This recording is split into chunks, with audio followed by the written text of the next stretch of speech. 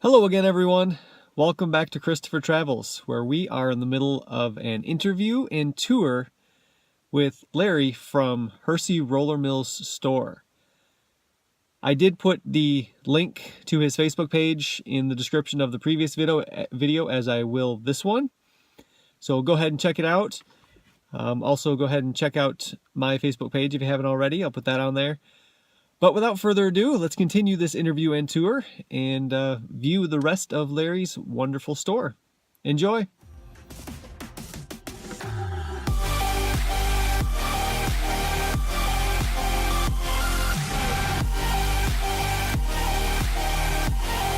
Water.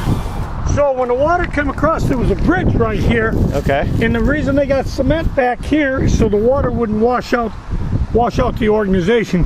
There was a big dirt pile back here behind this hole and this from washing out. Makes sense. Yeah. So when I cleaned it out, I used the dirt to fill in the building itself. Now if you look, this one story off. Oh my. Yeah, when you look at that picture originally, one story was taken off. This building, there's only 4 of them in the state of Michigan that has easels above every door and window. Oh yeah, I see it. They're a real rare thing. I'm gonna get a close up of the easel there. It gives you an idea. Wow. Okay. We'll go back upstairs. Okay. There was 50,000 bushels of white flour made here a year, and in 1906, according to the newspaper, 24.5-pound bag was 75 cents. 75 cents for And that a barrel of flour was 6. And, you know, the advertisement was a lot different.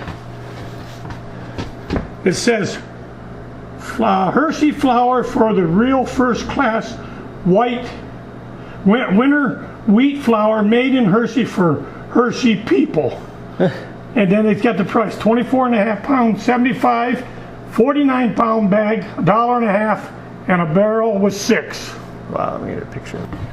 This is the only piece I've ever been able to get one of these. That's the rolling mill. It was corn mill. What year you think that would date it? Oh, it's probably right around the time the mill was opened, 1904 to 1910. Okay. Yeah. That's an impressive heirloom right there. Yeah.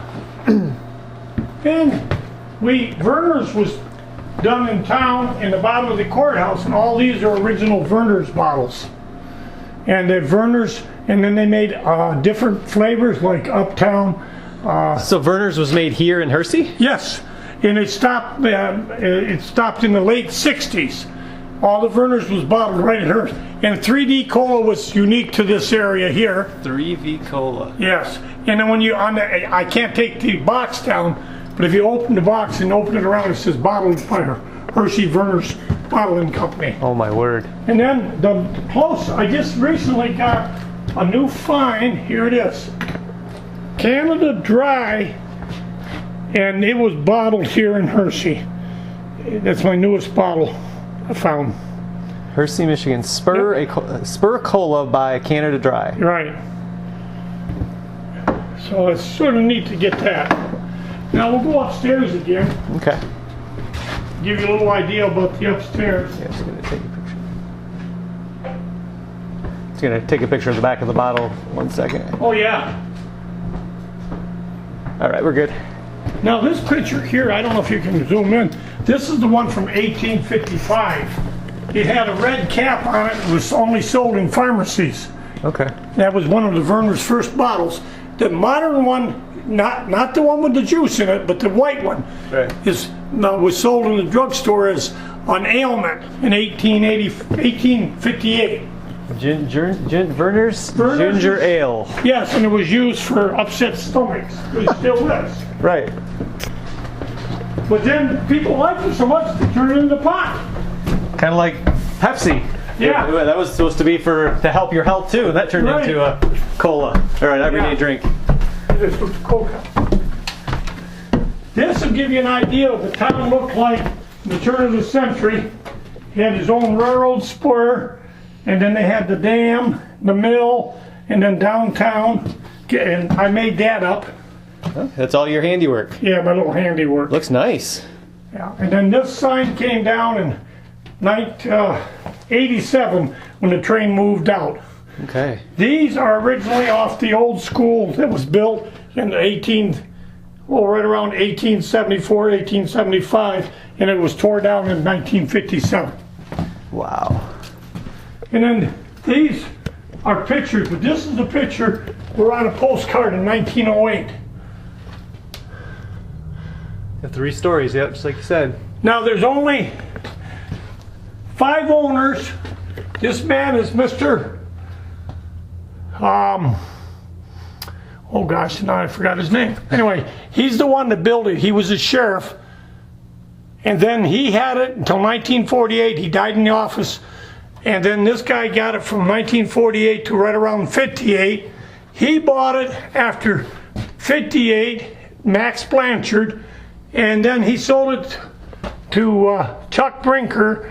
And then Chuck had it from the 70s till when I bought it in 2010.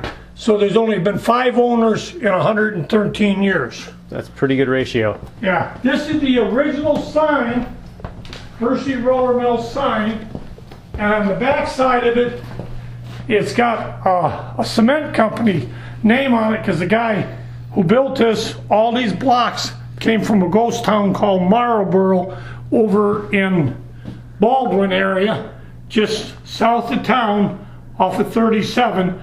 There's a ghost town called Marlboro, and they were in business from 1900 to 1905.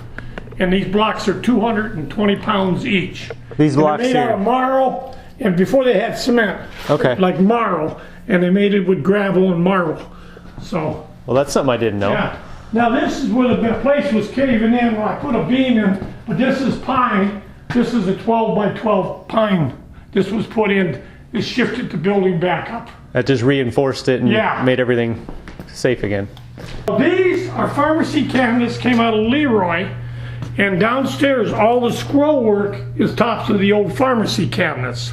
Oh, okay. And then I saved the scroll work and made it into scroll work, and then these cabinets have been for crafts. And I was a member of the Odd Fellows. We've only had one person from the state of Michigan that was the international, worldwide grandmaster for the whole world. These are his pins, his pin collection, and this collection here is my collection when I was grandmaster from 2003 to 2004, and I traveled the state of Michigan. But this is the pin collection from this other one. Okay, grandmaster of what? The Independent Order of Odd Fellows. Independent Order of Odd Fellows. Okay. Now these are master mix signs, one downstairs up here. And the pickers like to get them, but they used to make this feed here, and they haven't made the feed in 90 years, so it's been a while. Now, these are chutes were brought feed up, and I left the handwriting on the wall, the old timers' handwriting. You can see it better over here. Oh, that one says corn. Corn, that one says corn and wheat. There was another wall here, and they sorted peas upstairs. And then the peas would come down and they packaged little white beans. Everybody had 2 or 3 acres of white beans. Huh. This is what a bean machine, it's not much left, but they do a little machine with like a treadle machine, and they would sort out the beans. Okay. I don't know if you get much of a picture of that. I'm trying to get my camera, which I gotta turn my camera off first, and then see a little light, and then we can. So you say that's about 100 years old? Oh yeah. Okay. Yeah. Wow. Yeah. Then I collect newspapers. I've got from Pearl Harbor all the way straight through, and I've got all the presidents been shot. So there's the papers, and I have some downstairs where when Adolf Hitler surrendered, and well, he didn't surrender, but Germany lost. Right. But anyway, yeah. So I've got a lot of antiques in the building here and there. Let's sign the guest book, shall we? There we go. 5676.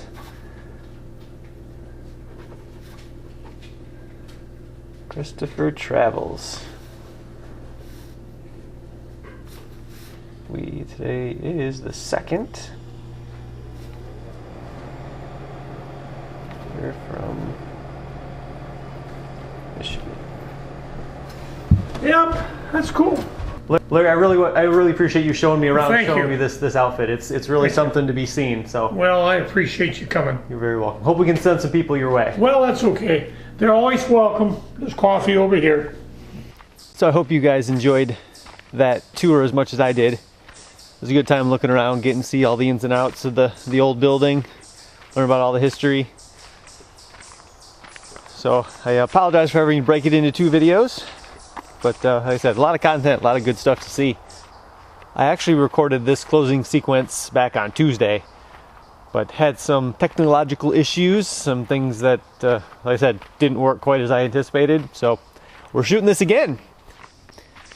That video was actually recorded exactly a week ago, so clearly it's taken me some time to cycle through everything and get all the pieces put together, not for lack of trying, but it's been a pretty hectic week. Work's been kicking my butt, just a lot going on, and then some of my equipment wasn't working the way that I thought it should, or the way I expected it to, I guess. I'm just feeling beat up this week. So, you know, it is what it is. We'll just keep going. As I promised, the next video will be me opening up the new equipment I'm actually using currently. The selfie stick and the camera I'm actually recording this on, and the camera that I recorded the tour on. So you'll get to see me opening that up and all the different pieces I have. And I'll probably do, in my closing of that video, some of the equipment that didn't work quite the way I expected it to. So you'll hear about that as well. And we'll take one step forward, and hopefully here in another few days I can have that for you. And then we can really start exploring what is upcoming in the next probably couple of months. I know I still need to go back and show you guys if I can dig up some pictures of the trip when I went to the Upper Peninsula. So we'll do that, and you know, please give me feedback. If you haven't already, hit the subscribe button and the like button if it follows to what you think of this video. And I'd love to hear from you on Facebook as well. The link for that is below. I'd love any feedback you can give me. I just want to know how I'm doing, what I can do different, what I could do better. So thank you all for viewing, and I will see you when I can. Have a good night, everybody.